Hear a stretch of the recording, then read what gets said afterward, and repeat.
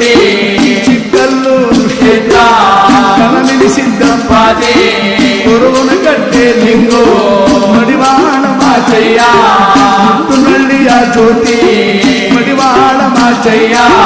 ಅಂಕೇದ Lingayya